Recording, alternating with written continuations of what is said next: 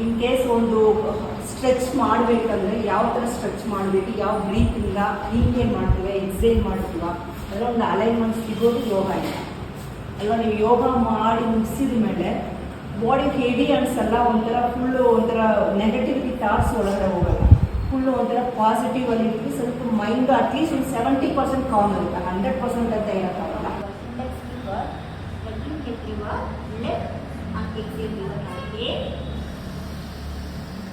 Exhale through your right, makara.